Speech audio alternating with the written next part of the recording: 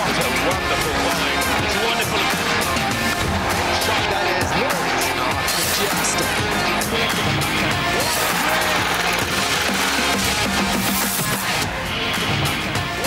अस्सलामुअलैकुम and welcome to the show game set match. मैं हूं आपका होस्ट फैसल इलियास। कोलंबो टेस्ट में दूसरे दिन का खेल बारिश की नज़र हो गया। पूरे दिन में सिर्फ 10 ओवर्स का मैच हो सका और ये बारिश जो है हम देख रहे हैं कि दुनियाई क्रिकेट में टेस्ट क्रिकेट पे काफ़ी अफेक्ट कर रहा है। एशेज़ टेस्ट का चौथा मैच हमने देखा कि वो भी बारिश की नज़र हो गया। आखिरी 2 दिन बारिश की वजह से मैच नहीं हो सका और सीरीज़ 2-1 से चल रही है एशेज़।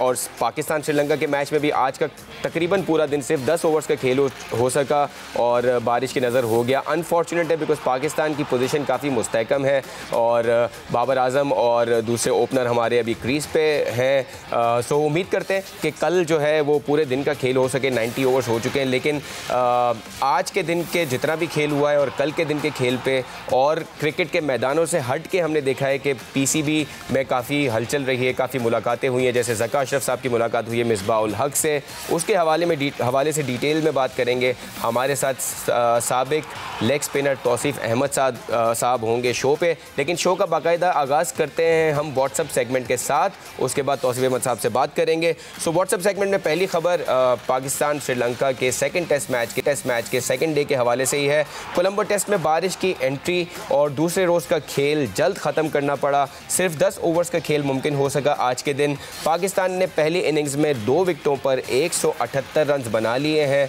बाबर आजम ने छक्का लगाकर श्रीलंका की बर्तरी को ख़त्म किया। पाकिस्तान ने श्रीलंका पर 12 रन की बर्तरी हासिल कर ली है। अब्दुल्ला शफीक 87 और बाबर आजम 28 रन के साथ विकेट पर मौजूद हैं। और जैसे हमने इस खबर में कहा, बाबर आजम काफ़ी कॉन्फिडेंट दिख रहे हैं और अच्छा टाइम है कि आपके ओपनर के साथ बाबर आजम की अच्छी पार्टनरशिप हो और असद शफीक को मौका मिले कि वो भी अच्छे रन कर सकें और अपनी 100 कर सकें। So good times for Pakistani players over there. लेकिन उम्मीद है कि कल का दिन पूरा क्रिकेट हो इंशाल्लाह। अगली खबर एशियन गेम्स के हवाले से है। पीसीबी ने एशियन गेम्स के लिए पाकिस्तानी विमेंस टीम का ऐलान कर दिया है। साबिक कप्तान बिस्मा मारूफ जो है वो टीम से ड्रॉप कर दी गई हैं। कौमी विमेंस टीम की क़यादत निदा डार करेंगी। Left arm spinner Anoosh Nasir और बैटर शवाल जुल्फ़िकार को भी पहली बार पाकिस्तानी टीम में शामिल किया गया है। टीम में डयाना बेग की भी वापसी हुई है। पाकिस्तान विमेंस टीम 2010 और 2014 के एशियन गेम्स में गोल्ड मेडल्स जीत चुकी हैं, तो काफ़ी रिस्पॉन्सिबिलिटी हमारे प्लेयर्स पे। इवेंट 19 से 26 सितंबर तक चीन के शहर हैंगझो में खेला जाएगा। सो उम्मीद करते हैं कि हमारी विमेंस टीम अच्छा परफॉर्म करें। अगली खबर भी विमेंस के हवाले से है, बट ये विमेंस फुटबॉल वर्ल्ड कप में दिलचस्प मुकाबले जारी हैं। जर्मनी ने मराकश के ख़िलाफ़ गोल्स की बरसात कर दी। 1 नहीं 2 नहीं बल्कि 6 गोल दागे हैं। और ब्राज़ील ने पनामा के ख़िलाफ़ 4-0 से अपने हाथ साफ़ किए हैं। इटली ने अर्जेंटीना को सनसनीखेज़ मुकाबले के बाद 1-0 से शिकस्त दे दी है। So this is it from WhatsApp today. और जैसा कि मैंने कहा कि क्रिकेटर तौसीफ़ अहमद साहब हमारे साथ लाइन पे मौजूद हैं। तौसीफ़ अहमद साहब, आपका वेलकम करते हैं शो पे। Thank you so much for being on the show. I think line drop हो गई है, वो कनेक्ट करेंगे हमारे साथ। सो जैसे हमने कहा कि आज के शो में हम कोशिश करेंगे कि पाकिस्तान की अब तक की जो परफॉर्मेंस है सेकंड टेस्ट मैच में उस पर बात करेंगे तौसीफ़ अहमद साहब से। और इमर्जिंग एशिया कप पे जो पाकिस्तान की फ़तह हुई है इंडिया के अगेंस्ट फाइनल में, तीसरी बार लगातार पाकिस्तान एशिया कप जीता है। इमर्जिंग प्लेयर्स के हवाले से उस पर डिटेल में बात करेंगे। सो अगर टेस्ट क्रिकेट की थोड़ी सी हम डिटेल्स में जायज़ा लेने की कोशिश करें तो ये सीरीज़ पाकिस्तान के लिए बड़ी इंपॉर्टेंट है। नए वर्ल्ड टेस्ट चैम्पियनशिप की पॉइंट्स हमें 12 पॉइंट्स पहले मैच के बाद मिल चुके हैं और ये अगर मैच जीत जाते हैं तो सीरीज़ के साथ साथ हमारे टेस्ट चैम्पियनशिप के पॉइंट्स में भी बहुत अच्छा खातिर खा इजाफा हो सकता है। So very important test match for Pakistan to win in Sri Lanka, but we'll have to wait and see के मौसम के मज़ीद क्या वार होते हैं। हमारे साथ तौसीफ़ अहमद साहब ने हमें ज्वाइन कर लिया है। तौसीफ़ अहमद साहब, बहुत शुक्रिया ज्वाइन करने के लिए। अस्सलाम वालेकुम from the show and welcome on the show. जी वालेकुम सलाम, शुक्रिया, थैंक यू। तौसीफ साहब, थोड़ा सा पहले हम क्रिकेट के कोर क्रिकेट के हवाले से बात कर लेते हैं, फिर हम ज़का अशरफ साहब और मिसबाह उल हक की जो मीटिंग हुई उसके बारे में बात करेंगे। टेस्ट मैच में हमने देखा कि सबसे इम्पॉर्टेंट चीज़ हमें ये दिखी कि हमने अपनी साइड को चेंज नहीं किया। हालांकि कुछ प्लेयर्स पे क्रिटिसिज्म था कि कुछ प्लेयर्स की फॉर्म अच्छी नहीं है और कुछ प्लेयर्स की, जैसे बात हो रही थी नोमान अली की बॉलिंग पे काफ़ी क्रिटिसिज्म हो रहा था, शान मसूद की बैटिंग पे हो रहा था कि शायद उनको मज़ीद चांस ना मिले। लेकिन अच्छी चीज़ ये है कि बाबर आजम अपनी अच्छी प्लेइंग 11 के साथ स्टिक कर रहे हैं। नॉर्मल होता यही है कि आप जब जो पिछले टेस्ट मैच आप जीते हैं, यानी जीता टीम को ही कंटिन्यू करते हैं, बट सम टाइम ऐसा होता है कि पिच की पोजीशन देखी जाती है कि अगर वहाँ एक्स्ट्रा कोई फास्ट बॉलर डालना हो तो फिर, लेकिन श्रीलंका में तो आपको पता ही है कि टर्निंग पिच होती है और फास्ट बॉलर का इतना वो नहीं होता। तो मेरा ख्याल है कि ठीक है, ये जो टीम कंटिन्यू न रखी थी उसमें कोई बुराई नहीं है। बिल्कुल सही है। और हमने देखा कि जो प्लेयर्स अंडर प्रेशर थे उन्होंने परफॉर्म भी किया। शान मसूद की अगर बात की जाए, उन्होंने इस मैच में रन्स किए और ओवरऑल अप्रोच हमारे बैटर्स की काफ़ी पॉजिटिव रही है। मतलब वो तेज़ खेल रहे हैं, क्विक खेल रहे हैं और हमने कल देखा कि 166 रन्स पे श्रीलंका की टीम जहां बड़ी आसानी से आउट हुई है, वहाँ पाकिस्तानी प्लेयर्स काफ़ी कंफर्टेबल लगे पिच पे। नहीं, आप ठीक कह रहे हैं और वाकई जो पिछले टाइम से हमें जो चीज़ नज़र आ रही थी, तो जाहिर है हमने देखा कि दुनिया में जिस टाइप की क्रिकेट हो रही है, हम पहले 2.3 के करीब हमारा जो है स्ट्राइक रेट होता था, बट बहुत खुशाइन बात है। और जिस तरह की क्रिकेट खेली है, मैं समझता हूँ सऊद शकील ने और इन तमाम लोगों ने, लग रहा था कि ये जो है ना थोड़ा सा अटैक कर रहे हैं और बहुत अच्छी बात है, चाहे वो कोच ने बताया हो या खुद की उससे हो रहा हो, क्योंकि दुनिया में अभी तो यही हो रहा है, आपका स्ट्राइक रेट 4-5 तो नॉर्मली चला जाता है। तो आई थिंक बहुत खुशाइन बात है और इन्होंने इसको पिक किया है और आने वाले वक्त के लिए बहुत अच्छा होगा। और हमारे यंगस्टर ने, और खासतौर पर मिडिल ऑर्डर, इसमें पॉजिटिव चीज़ें काफ़ी ये दोनों टेस्टों में हमें नज़र आई हैं, जिसमें फर्स्ट टेस्ट में हमें फील्डिंग का म्यार बहुत ही और कैचिंग का म्यार बहुत ही ज़बरदस्त नज़र आया। उसी तरह हम अभी जो बात कर रहे हैं कि स्ट्राइक रेट पे, और आज कल भी जो खेला उन्होंने तो अच्छा क्विक खेलने की कोशिश की है और ठीक है उस लिहाज से, और हम बेटर हैं उनसे इस वक्त, तो हमें सीधा नज़र आ रहा है। बिल्कुल सही बात है। सर, आपको लगता है कि हमने वो राइट कॉम्बिनेशन हमें मिल गया है? बिकॉज हम अगर दोनों टेस्ट मैचेस की परफॉर्मेंसेस को देखें तो ऐसा नहीं था कि किसी एक प्लेयर ने बहुत ही आउटस्टैंडिंग, ऑल्दो सऊद शकील ने बहुत आउटस्टैंडिंग इनिंग खेली, लेकिन ओवरऑल देखा जाए तो हर एक ने चिप इन किया। इमाम उल हक ने भी रन्स किए, शाहीन शाह अफरीदी ने अच्छी बॉलिंग की, अबरार ने अच्छी बॉलिंग की, नोमान ने अच्छी बॉलिंग की। इस बार हमने देखा इस टेस्ट मैच में नसीम शाह की बॉलिंग बहुत अच्छी रही। सिमिलरली अगेन शाहीन शाह अफरीदी का वही उसी तरह सपोर्ट रहा। आपको लगता है कि एक सही राइट कॉम्बिनेशन मिल गया है, या आपको लगता है कि श्रीलंका की टीम इतनी वीक है कि हम हर फील्ड में ऊपर आ रहे हैं उनके अगेंस्ट? हम अपने विक्ट्री को उस टीम को वीक कह के ना कहें, क्योंकि बेस्ट पॉसिबल उन्होंने टीम बनाई और जाहिर है अपने मुल्क में खेल रहे हैं तो प्रेशर तो डेफिनेटली जो टूर करता है उस पर, लेकिन बट आई थिंक पॉजिटिव चीज़ इसमें एक सबसे मेन चीज़ ये हुई है कि आप जो मिडिल ऑर्डर पे हमें बड़े खदशात होते थे कि मिडिल ऑर्डर हमारा हमेशा ही फेल हो जाता है, ऊपर से तो रन होते थे सारे करते थे, बट मिडिल ऑर्डर में आन के हमें मुश्किलात आती थी।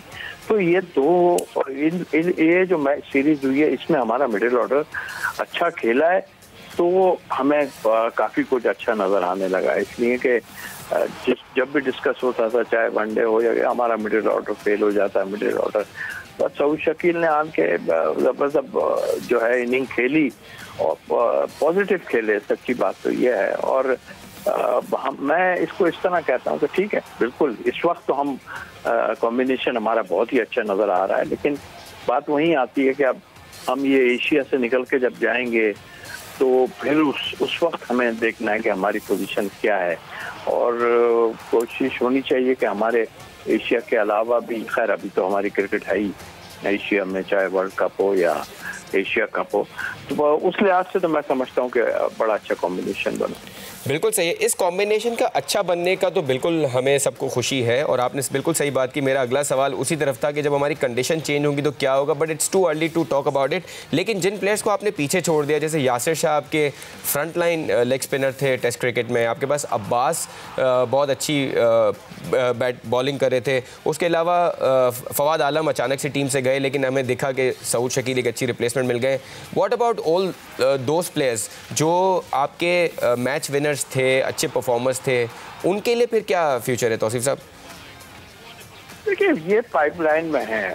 प्रॉब्लम यही है कि आप जो भी बात कर रहे हैं उसको हमें थोड़ा सा देखना पड़ेगा। हो यही रहा है कि पीछे जब प्लेयर चला जाता है तो उसके बाद उसकी वापसी कम है। हमारे पास 40 से 50 प्लेयर हैं, उसमें मुख्तलिफ अंडर 19 से लेके और आप एमर्जिंग वाली टीम और ये इसमें और पाकिस्तान टीम पे 40 से 50, इसमें हमको 2-3 टीमें और उसमें जाहिर है कि ये जो रिप्लेसमेंट हमें बाहर बैठी हुई नजर आनी चाहिए दूसरी प्लेयरों की, जिसमें मिडिल ऑर्डर का भी जाहिर जैसा आपने तस्करा किया। तो जो लोग नहीं भी है ना तो उनको पाइपलाइन में तो रखने चाहिए। ठीक है, जो कुछ होता रहा पीछे अपनी जगह है, लेकिन ये प्लेयरों को इग्नोर नहीं करना चाहिए। जब आपके पास पीछे प्लेयर मौजूद होगा तो फिर जो खेल रहे होंगे उनको भी फिक्र होंगी ना। और जहाँ तक आपने बात की, यस 1-2 प्लेयर्स की हमारी परफॉर्मेंस इतनी अच्छी नहीं, बट हैं प्लेयर अच्छे। वो देखिए अभी अब्दुल्ला शफीक ने फिर रन कर दिए, आप निशान की बात की, तो ये एक बंच जो है इसको हमें जो है ना रखना चाहिए। और उन पे लड़कों को जैसे पहले इग्नोर खेले गए, आपने यासर की बात की, बिल्कुल ठीक है आपकी बात अपनी जगह, बट एक टाइम होता है हर किसी का। और 2-3 अबरार जैसा स्पिनर हमारे पास आ गया है और नोमान है, तो ये मतलब ये जो नजर आ रहा है एक बेहतरीन टीम, आप 2 बड़े इवेंट आने वाले हैं उसके लिए बेहतरीन टीम तश्कील दे सकते हैं। बिल्कुल सही, आपने बड़ी अच्छी निशानदेही की कि 2 बड़े इवेंट आने वाले हैं। आपको अबरार अहमद तो बड़ा क्लियर दिख रहा है कि ही कुड बी अ की player in your Asia cup and world cup. लेकिन आपको लगता है बैटिंग में मिडिल ऑर्डर में सऊद शकील ने जिस तरह की परफॉर्मेंस दी है और जिस स्ट्राइक रेट के साथ उसने स्ट्राइक रोटेशन भी की है, बाउंड्रीज भी ली हैं, do you think he could be somebody जो आपके एशिया कप में और वर्ल्ड कप में ODI फॉर्मेट में भी हमें एज अ बैट्समैन दिख सकता है? कॉन्फिडेंस तो इनमें बहुत आया होगा। मैंने यही कहा ना कि देखिए पहले यही हो रहा था कि हम जिस पे डिस्कस करते थे कि हमारी 11 की टीम ठीक नहीं बन रही, उसमें कुछ प्रॉब्लम थी। बहरहाल वो तो अभी हम अब से पीछे छोड़ देना चाहिए। जो इवेंट है हमें प्रॉपर जो है बैलेंस टीम जिसे कहते हैं कि बैलेंस, चाहे उसमें फास्ट बॉलिंग का जो, जैसे अभी हम 2 फास्ट बॉलर से जा रहे हैं, यहाँ जरूरत नहीं है हमें 3 फास्ट बॉलर की, इसीलिए 2 स्पिनर से जाते हैं। और उसके अलावा जो है वो एक पार्ट टाइम, हमारा पार्ट टाइम नहीं बल्कि वो तो हमें विकेट लेके भी देता है, उसने रन्स भी बनाए। तो ये एक 11 की जो हम टीम तश्कील दें वो नजर आनी चाहिए कि हाँ हमारा कॉम्बिनेशन हर लिहाज से ठीक है। और मिडिल ऑर्डर आई होप अल्लाह करे जी, मैं तो बड़ा खुशाइन बात हुई है ये कि लड़कों ने जो आगा ने भी रन्स किए और ये, लेकिन अभी थोड़ा सा टाइम और हमें देखना पड़ेगा कि क्या पोजीशन है। और ये जाहिर है इनके मोरल जरूर हाई हुए हैं और इनको कैरी ऑन करना चाहिए। जिस तरह दूसरों की 2-4 प्लेयर की परफॉर्मेंस नहीं आई मगर फिर भी उनको थोड़ा सा आगे तक खिलाया, तो इनको भी खुदा न खास्ता अगर थोड़ी सी परफॉर्मेंस में प्रॉब्लम आती है तो इनको भी कैरी ऑन करना चाहिए, इनको पूरे चांस देना चाहिए। लेकिन एक ही चीज़ है, हम तो एशिया में खेल रहे हैं तो हमें इतना, हमारे टूर्स जो है वो जब बाहर होंगे, ऑस्ट्रेलिया, इंग्लैंड, न्यूजीलैंड, ये साउथ अफ्रीका, तो यहाँ हमारा जो है ना, यहाँ पर आन के ये मिडिल ऑर्डर हमारा जब रन्स करेगा, मैं इनकी ये परफॉर्मेंस को इग्नोर नहीं कर रहा हूँ, बहुत ही ज़बरदस्त खेला है और जाहिर अब यंगस्टर है, लेकिन वहाँ जब होगा सिलसिला तो फिर हम एक अच्छी टीम तश्कील दे पाएंगे। बिल्कुल सही है, और आप डिफरेंटली टेस्ट होंगे जब कंडीशंस डिफरेंट होंगी, तो आपके स्पिनर्स भी अलग तरीके से टेस्ट हो रहे होंगे, आपके पेसर्स पे भी काफ़ी क्वेश्चंस बनते हैं। जब आपके पास शाहीन शाह और नसीम शाह तो बड़े अच्छे फॉर्म में दिख रहे हैं, अच्छी बॉलिंग कर रहे हैं, लेकिन अगर जब उनमें से कोई नहीं होगा या आपको जब थर्ड पेसर भी चाहिए होगा तो वो कौन होगा, हसन अली होगा या कोई और बॉलर होगा, वो भी सवाल है। लेकिन सर हम थोड़ा सा मैनेजमेंट की तरफ चलते हैं। ज़का अशरफ साहब की मुलाकात हुई है मिसबाह उल हक साहब से। हमने देखा था कि मिसबाह उल हक साहब एहसान मानी वाले टाइम पे, जो इससे पिछली वाली मैनेजमेंट थी या उससे पिछली वाली मैनेजमेंट थी,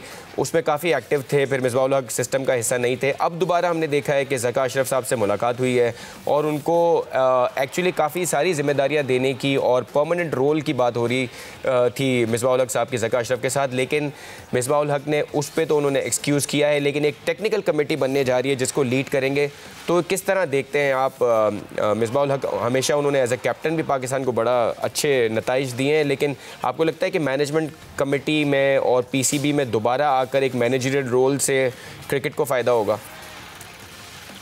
देखिए, मैं समझता हूँ कि मैं भी 3 चेयरमैन के उसमें रहा हूँ और मैंने देखा है सारा कुछ। ज़का साहब का एक्सपीरियंस है, बिल्कुल ठीक आपने बात की। मिसबाह की आपने बात की, मिसबाह का बहुत अच्छा एक्सपीरियंस है, बट वो नए नहीं है। और एडवाइस का जहाँ तक ताल्लुक है, अच्छी एडवाइस होनी चाहिए। माजी में हमने बहुत कुछ चीज़ों को देखा है और ऑनेस्टली अगर मैं सच बात करना चाहूँ तो यही है कि हमारे प्लेयर्स जो पीछे उनके साथ कुछ ज्यादतियाँ हुई होंगी।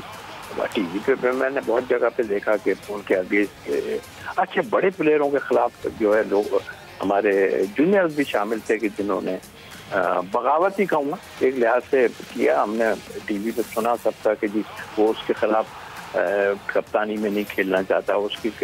तो ये सीनियर्स का जो ये प्रॉब्लम है ना, ये अभी ख़त्म हो जाना चाहिए। और मेरा ख्याल है जो भी हो, जाहिर है एक अच्छा कप्तान रहे हैं वो अपनी जगह, बस सारी चीज़ें ज़का साहब को जब कोई मशवरा दे तो उसमें बिल्कुल पॉजिटिव सारी चीज़ें होनी चाहिए। और यूँ कि इर्द गिर्द के लोग ज़्यादा करीब होते हैं तो फिर वो मशवरे देते हैं। तो वो अब देखिए, अगर पिछले टाइम में जो भी रहे हैं, सिलेक्शन कमेटी हो या और कोई लोग हों, कॉम्पिटेंट अगर लोग हैं, तो इससे हट के कि वो फला आदमी शेट्टी साहब का था या फला आदमी दूसरे चेयरमैन का था, उससे हट के जो है ना, ये हमें अब सोचना पड़ेगा। हो गई जो बात, ये ना हो कि जी वो उसका आदमी था तो इसलिए हम उसको हटा रहे हैं। आप ये देखें कि कॉम्पिटेंट है, वो समझता है सारी चीज़ें, तो बिल्कुल रखना चाहिए, चाहे कोई भी हो। ये तो मौत की बात है ना, ये कोई एक सिर्फ एक उसके आप फिर इसी तरह होगा कि ये आएंगे, ये किसी को करेंगे, वो दूसरा आएगा, फिर वो करेगा, ये खेल तो अभी अब खत्म हो जाना चाहिए। बहुत हो गया, इसमें कुछ भी नहीं हो रहा किसी का। देखें, जो आता है अपना टाइम निकाल के निकल जाता है। लेकिन तौसीफ साहब, ये बात आपको बिल्कुल सही है, ऐसा बिल्कुल नहीं होना चाहिए कि कोई किसका बंदा है तो उसको उस वक्त उस पोजीशन पे होना चाहिए। लेकिन आप भी अंडर 19 टीम के मैनेजर थे, आपको भी इवेंचुअली हटना पड़ा। और देखिए, मिसबाह उल हक की कॉम्पिटेंस पे या हफीज़ की कॉम्पिटेंस पे तो कोई क्वेश्चन नहीं है, लेकिन मसला ये है कि जब मैनेजमेंट चेंज होती है तो ये गाय बगाए ये हो ज़रूर जाता है कि जो टॉप पे बंदा बैठा है उसकी पसंद के ही लोग सारे सिस्टम में होते हैं। यही तो मैं कह रहा हूँ कि ये चीज़ों को देखें ना, उसका ये ना सोचें ना। मैंने कहा कि अगर कोई आदमी उनके दौर में था तो उसके साथ यार देखिए, यही हमें प्रॉब्लम क्रिएट कर रहा है। अगर आपने मेरा जिक्र किया, मैं सिलेक्शन कमेटी में भी था, वो तो मुझे मैनेजर एक, क्योंकि मैं समझता हूँ कि आगे भी चल के चाहे वो सीनियर टीम भी अगर हो तो उसके साथ एक सिलेक्टर साथ होना चाहिए। समटाइम ये हुआ है कि हमारी 11 की टीम बेहतर निकली, इनपुट दे दे, करना तो कोच ने और जाहिर कप्तान नहीं करना है, लेकिन इनपुट दे दे। और एक अच्छा, क्योंकि हमने शारजाह में देखा जहाँ हमें जरूरत नहीं थी, हमने 3 से ज्यादा फास्ट बॉलर भी खिला दिए, स्पिनर कम खिला दिए। दूसरी टीम जो है स्पिनर खिला रही है, श्रीलंका के खिलाफ हमारी सीरीज होनी थी। तो फिर उसमें जैसे ही कुछ हार जीत का वो आती है तो वो ये हटाओ जी, सिलेक्टर को हटा दो, ये उसको हटा दो, उसको हटा दो। प्लेयरों पे कोई बात ही नहीं आती, क्योंकि प्लेयर आपके पास लिमिटेड प्लेयर हैं, उस पर आप बात ही नहीं करते। हाँ जी, कोच को हटा दो, उसके बाद आप जो है सिलेक्शन कमेटी, जी हार गए तो सिलेक्शन, तो भाई सिलेक्शन कमेटी ने तो आपको सिलेक्ट करके दिए ना। परफॉर्मेंस तो आपकी काम है, इन पे क्यों नजला गिरता है? तो ये वो चीजें हैं जो अगर ठीक हो जाए तो मेरा ख्याल है कि सारा कुछ ठीक हो जाए। बिल्कुल सही है, पॉइंट टेकन सर। आपके कोलीग रेहानुल हक के बारे में बात करें, क्योंकि हम ये बात कर रहे हैं कि एक अगर कॉम्पिटेंट आदमी है, उसकी परफॉर्मेंस या उसकी मैनेजमेंट की वजह से टीम को फ़ायदा हो रहा है, सो उसको नहीं हटाना चाहिए, चाहे मैनेजमेंट को कोई भी हेड कर रहा हो। सो रेहानुल हक साहब जो हैं वो टीम के साथ हैं, हमने देखा वो टीम के मैनेजर हैं और वो स्ट्रेटेजिक प्लानिंग भी कर रहे हैं, और उन्होंने जो बातें हमारे साथ आके कई की थी वो हमें दिख रहा है कि वो इसका रिजल्ट भी है। जैसे पाकिस्तान जिस तरह स्ट्राइक रेट से खेल रहा है, जिस तरह अभी रिजल्ट्स आ रहे हैं, और जो टीम के जो प्लेयर्स हैं जिस पे उनको कंसिस्टेंसी से चांस मिल रहे हैं, सो आपको लगता है कि उनके हटने की भी बातें आ रही हैं? आपको लगता है कि ये अगेन मिस फायर कर सकता है? बिकॉज एक बंदा अगर अपनी जॉब को सही कर रहा है तो उसको हटाने की क्या ज़रूरत है? वो आपके साथ इस्लामाबाद यूनाइटेड में आपके साथ रहे हैं, तो उनके बारे में बताएं कि अगर उनकी अब तक की परफॉर्मेंस कैसी रही है टीम के साथ, अगर उनको हटाने की बात हो रही है तो क्या वो सही है, गलत है? देखिए, आपने बिल्कुल ठीक कहा। मैं तीन साल मैं इस्लामाबाद यूनाइटेड के साथ रहा और उसमें 2 साल हमने ट्रॉफी उठाई थी, और ये दोनों जो चीमा और ये दोनों हमारे साथी होते थे, कॉम्पिटेंट हैं, काम करने वाले लोग हैं। अब सिर्फ इस परफॉर्मेंस पे ये जब आए हैं, मैंने अभी जो बात की वो यही मेरी बात थी कि अगर कोई अच्छा है और कॉम्पिटेंट है तो फिर उसको, वो चाहे कोई भी हो, उसको आप काम अच्छा कर रहा है तो उसको आप साथ रख लें। तो ये हटाने की बात मेरे तो अभी नहीं उसमें आई, लेकिन आप बता रहे हैं मुझे कैसा हो रहा है। तो ये हमारा तो माली से भी यही सब कुछ होता रहा है, तो अगर फिर टीमें नहीं बनती इस तरह। बिल्कुल सही है। तौसीफ अहमद साहब, वक्त कम है, आपसे बहुत सारी बातें और हो सकती हैं, एक्सपीरियंस का फ़ायदा उठाया जा सकता है, लेकिन बहुत शुक्रिया आपका शो पे होने के लिए। मज़ीद भी आपसे बात करें अगले शोज़ पे। व्यूअर्स, एक छोटे से ब्रेक पे जाना है, ब्रेक पे जा के वापस आकर हम मज़ीद स्पोर्ट्स के हवाले से बात करते हैं, तो stay with us. Welcome back on game set match. Break पे जाने से पहले हमने डिटेल में तौसीफ अहमद साहब से बात की कि मैनेजमेंट के हवाले से पीसीबी की क्या, मिसबाउल हक की जो मीटिंग हुई उसके हवाले से क्या क्वेश्चंस हैं और क्या चीज़ें होने वाली हैं। काफ़ी क्लैरिटी मिली हमें। लेकिन अब थोड़ी बात हो जाए क्रिकेट के अलावा बाकी खेलों की, तो बाकी खेलों में पाकिस्तानी यंगस्टर्स छाए रहे हैं। हमने इमर्जिंग एशिया कप की बात हो या स्क्वॉश में हमज़ा खान की परफॉर्मेंस हो, लेकिन एक और गेम है टेंट पैगिंग या नेज़ाबाजी, जिसमें भी पाकिस्तान के अंडर 21 प्लेयर्स ने पाकिस्तान का नाम रोशन किया है, और 3 मुल्की जो टूर्नामेंट हुआ उसमें 7 गोल्ड मेडल्स लिए हैं, विच इज़ आउटस्टैंडिंग। और ये वो प्लेयर्स थे जो पहली बार नेज़ाबाजी के किसी इंटरनेशनल कंपटीशन में हिस्सा ले, और साउथ अफ्रीका और मिस्र जैसी टीमों को हराकर, उनके प्लेयर्स को हराकर 7 गोल्ड मेडल्स लेना इज़ एन आउटस्टैंडिंग अचीवमेंट। सो हमने सोचा कि क्योंकि हमारे प्लेयर्स क्रिकेट के अलावा, क्रिकेट के साथ, क्रिकेट में भी अच्छी परफॉर्मेंसेस हैं, लेकिन उसके अलावा हमारे प्लेयर्स इतना अच्छा परफॉर्म कर रहे हैं, सो टेंट पैगिंग के जो एसोसिएशन के प्रेसिडेंट हैं साहबजादा सुल्तान मोहम्मद अली, जिनकी बहुत सारी काविशें हैं बाय द वे इतनी अच्छी परफॉर्मेंस के आने के लिए, बिकॉज जो ये प्लेयर्स परफॉर्मेंस देते हैं उसके पीछे ऑब्वियसली कोई ना कोई इदारे होते हैं, कोई लोग होते हैं जो उनको उतना अच्छा मैनेज करते हैं। तो साहबजादा सुल्तान मोहम्मद हमारे साथ शो पे होंगे, उनसे जानेंगे कि किस तरह हमारी टीम ने प्रिपेयर किया और वो क्या एफर्ट्स थी जिसकी वजह से हमें 7 गोल्ड मेडल्स मिले। सो वेलकम करते हैं साहबजादा सुल्तान मोहम्मद का, और उनसे जानना चाहिए, सबसे पहले तो मुबारकबाद देंगे कि उनके प्लेयर्स ने इतना अच्छा परफॉर्म किया, और इस विक्ट्री के हवाले से वो सबसे पहले क्या कहना चाहेंगे वो सुनते हैं उनकी ज़बानी। बहुत शुक्रिया, बहुत ही खुशाइन चीज़ है, ख़ास तौर पे अंडर 21 के हवाले से, क्योंकि ये बच्चे हमारा फ्यूचर हैं, हमारे आने वाले दौर के चमकते हुए सितारे हैं, और जिस तरह की इन्होंने परफॉर्मेंस दी है, हमारा जो बतौर president equestrian federation of Pakistan, मैं बहुत प्राउड हूँ इन बच्चों के ऊपर, और मैं उम्मीद करता हूँ कि नेज़ाबाजी के खेल का जो मुस्तकबिल है इंशाल्लाह वो महफूज हाथों में है। सो हमने अंडर 21 के 6 मुल्की टूर्नामेंट में हमने 7 गोल्ड मेडल्स लिए। एक तो हमें ये बताएं कि क्या ये अंडर 21 का भी कोई वर्ल्ड कप होता है, उसकी भी कोई प्रिपरेशन होती है? बिकॉज पता ये चल रहा है कि हमारी अंडर 21 की टीम अगले कंपटीशन के लिए भी तैयार हो रही है। सो उसकी क्या तैयारी है? इस मुकाबलों में जो 6 मुल्की मुकाबले थे उसमें हमारी चाहे वो नेज़ाबाजी हो, चाहे वो हॉर्स राइडिंग हो, उन सब में हमने गोल्ड मेडल्स लिए। वो कैसे पॉसिबल हुआ ये भी हमें बताएं। जी, अंडर 21 की चैम्पियनशिप्स होती रहती हैं और इवेंट्स होते रहते हैं जी, और पाकिस्तान ने जिस तरह इन बच्चों ने परफॉर्म किया, मैं उम्मीद करता हूँ कि इंशाल्लाह आने वाले टाइम में भी पाकिस्तान के जो बच्चे हैं, जो स्टार्स हैं, यकीनन बहुत ही अच्छी परफॉर्मेंस देंगे। और सो ये जो प्लेयर्स हैं जिन्होंने इतना आउटस्टैंडिंग परफॉर्मेंस दिया है नेज़ाबाजी में या टेंट पैगिंग में, इनकी सिलेक्शन का क्या प्रोसेस है, किस तरह ये प्रिपेयर होते हैं और किस तरह सेलेक्ट होते हैं ये प्लेयर्स? वाकई एक चैलेंज था जी बच्चों की, ख़ास तौर पे चूँकि जो मेच्योर प्लेयर्स होते हैं उनके अकोमोडेशन, उनकी ट्रैवलिंग चीज़ें मैनेज करना, उनकी ट्रायल्स लेना, तो वो इतना मुश्किल नहीं होता। लेकिन इसमें हम ज़्यादा एक्सपेक्ट भी नहीं कर रहे थे कि बहुत ज़्यादा तादाद आएगी, लेकिन चूँकि इंटरनेशनल स्टाइल टेंट पैगिंग एक डिफरेंट स्किल है और इसके लिए आपको इंटरनेशनल कोचिंग की ज़रूरत होती है, तो हम इतना एक्सपेक्ट नहीं कर रहे थे जिस तादाद में बच्चों ने ट्रायल्स में शिरकत की। और ये हमारे ओपन और फ्री एंड फेयर ट्रायल्स होते हैं।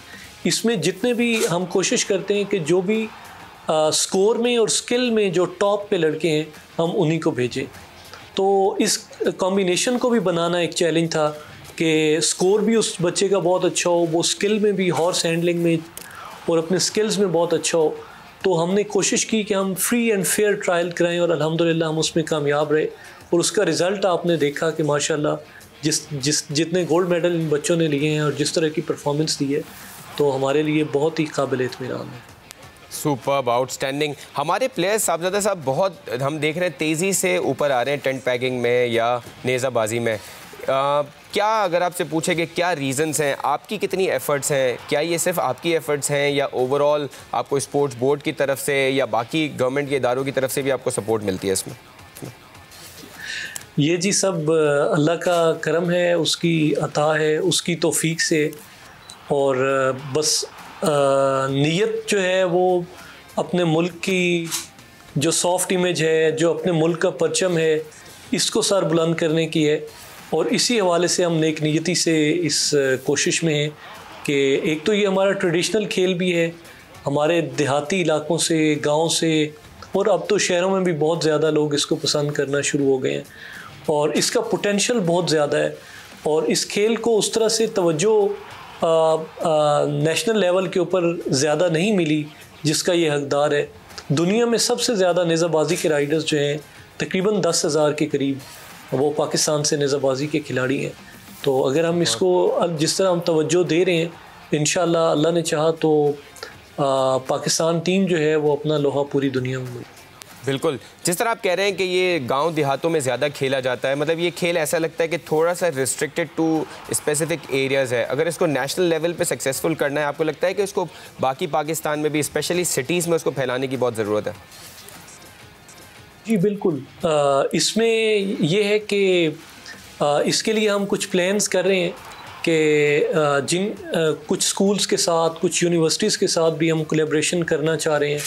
और उसके लिए भी हमारी इस वक्त जो पूरी तवज्जो है वो अगले महीने के होने वाले वर्ल्ड कप के लिए है, उसकी तैयारी में। और जैसे ही हम वर्ल्ड कप से फ्री होंगे तो हम कोशिश करेंगे कि हम मुख्तलिफ़ यूनिवर्सिटीज़ और स्कूल्स जिन इलाकों में नेज़ाबाजी के खेल को या बाकी हमारी जो इक्वेस्ट्रियन स्पोर्ट्स हैं उनको का बहुत ज़्यादा शौक़ नहीं है, तो हम उनके साथ कोलैबोरेट करें। उनको जो ज़रूरी कोचिंग की या किसी भी तरह की मदद की ज़रूरत है हमारी फेडरेशन से, तो वो मदद हम उनको मुहैया करें, और ताकि ये और ज़्यादा खेल अपनी जड़ पकड़े और ज़्यादा मजबूत हो, और हम न सिर्फ नेज़ाबाजी में बल्कि बाकी भी जो इक्वेस्ट्रियन स्पोर्ट्स हैं उनके अंदर अपने मुल्क के झंडे को ऊंचा करें।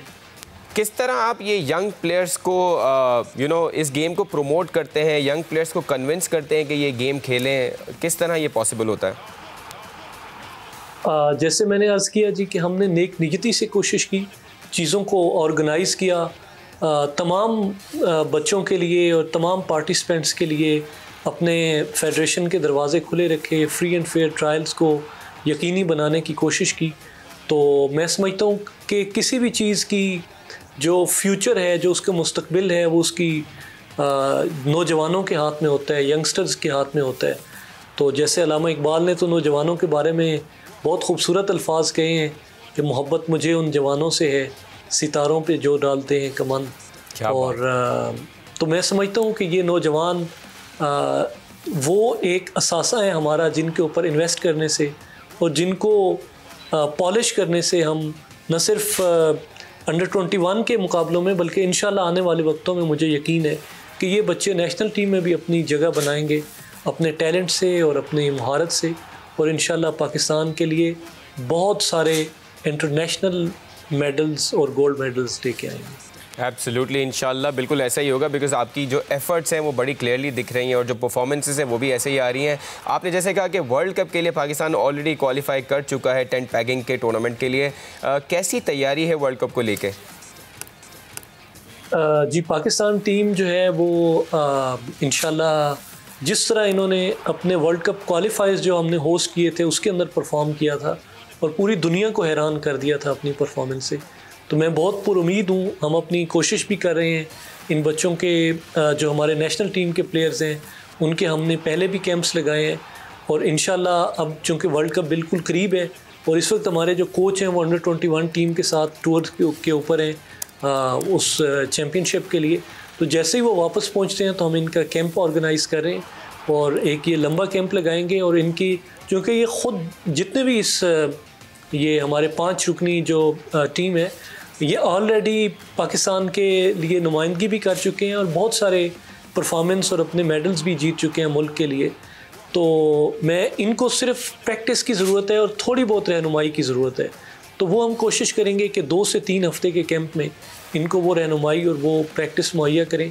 और इनको मज़ीद पॉलिश करें और इनको मोरली बहुत स्ट्रॉन्ग करें, और इंशाल्लाह अल्लाह ने चाहा तो मुझे बहुत उम्मीद है अपने इन बच्चों के ऊपर कि ये मुल्क का नाम रोशन करके। Outstanding, thank you so much साहबजादा सुल्तान मोहम्मद अली साहब, बहुत शुक्रिया आपका, और उम्मीद करते हैं कि ये जो कोशिशें हैं, ये काविशें हैं वो जारी रहें, बिकॉज़ इन यंगस्टर्स की परफॉर्मेंसेस हमें भी मोटिवेट करती हैं कि कितना टैलेंट है पाकिस्तान में और क्या कुछ किया जा सकता है अगर इस टैलेंट पे मेहनत की जाए और उनको प्रमोट किया जाए। लेकिन एक और चीज़ भी बहुत ज़रूरी है जिसका शाहिद खान आफरीदी ने भी कल जिक्र किया जब हमने उनसे हमज़ा खान की स्क्वॉश में जूनियर चैम्पियनशिप में जीतने की बात की, कि इन प्लेयर्स को फर्दर नर्चर करने की ज़रूरत है, इनका ख्याल रखने की ज़रूरत है ताकि ये नेक्स्ट लेवल पे जैसे अंडर 21 के नेज़ाबाजी के प्लेयर्स को वर्ल्ड कप में के लिए तैयार होना है, सिमिलरली हमज़ा खान या बाकी यंग प्लेयर्स की बात की जाए तो उन्होंने भी आगे सीनियर कंपटीशन में भी अच्छा परफॉर्म करने के लिए अपने आप को उस लेवल तक रखना है। वो कोचिंग चाहिए, वो टेक्निकल सपोर्ट चाहिए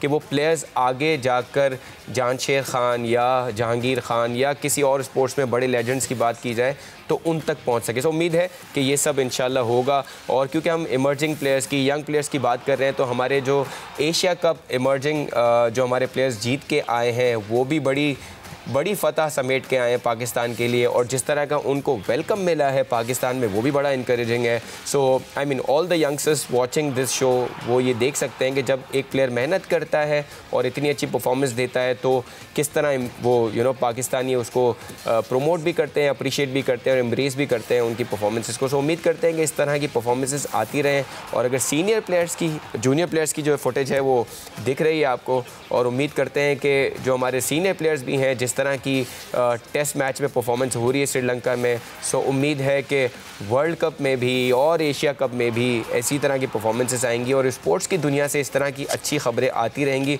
बिकॉज़ मुल्क में जितने भी इश्यूज़ हों, स्पोर्ट्स या खेल एक ऐसी चीज़ है जो आपकी आवाम को दोबारा खुशियाँ भी देता है और पूरी कौम को भी मोटिवेट करता है। सो ऑन दिस हमारे शो का वक्त ख़त्म हुआ जाता है। उम्मीद करते हैं कल तीसरे दिन का प्रॉपर खेल हो सके श्रीलंका में, कोलंबो में, और उस पर हम डिटेल में कल के शो में बात करेंगे। So keep watching our shows, we'll see you tomorrow.